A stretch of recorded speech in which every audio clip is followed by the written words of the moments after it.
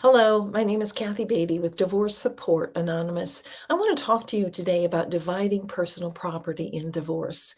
This is one of the areas that can get really messy, especially if you have accumulated over the decades a lot of personal property. How in the world do you begin? I have a really simple version for you.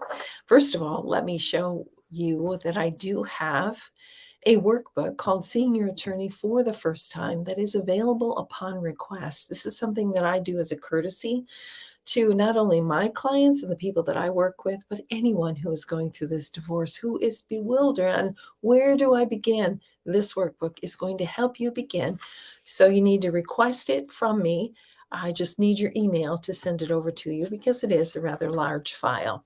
So, simpler version of how to divide personal property, it goes like this. You don't even need a workbook. You just need a sheet of paper, and it's going to look like this. You're going to have 3 columns: what I want to keep, what I don't care about, and what I don't want.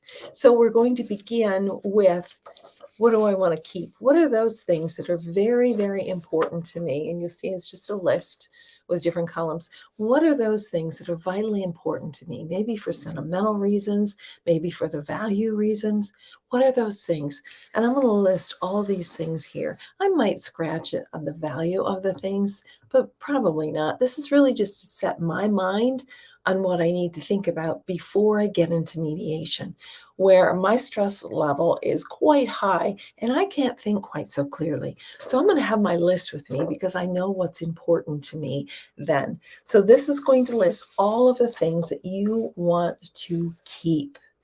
And you can create several pages of this if you'd like. The middle column is, I don't care. If I get it, great. If I don't, I can pick it up somewhere else. I can live without it.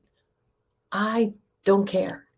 And then I also know that there are things that I don't want. I don't want his fishing tackle. I don't want his tools.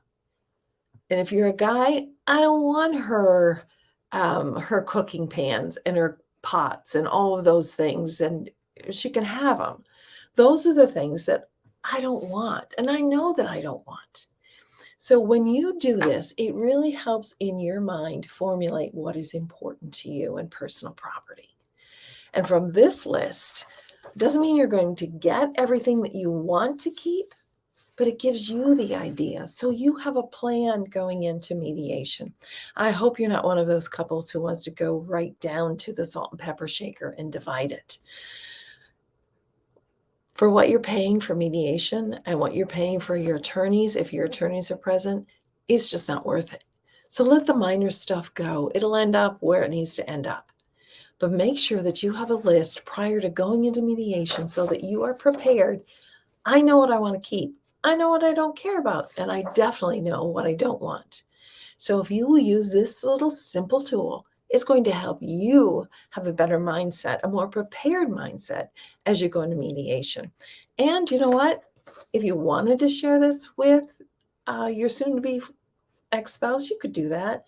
But really, it's for you to know what it is that you want. In fact, if he's going to be a real stinker or she's going to be a real stinker, they may use this against you.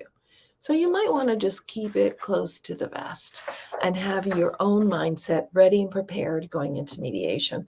This is Kathy Beatty with Divorce Support Anonymous, walking with you every step of the way through divorce and after divorce.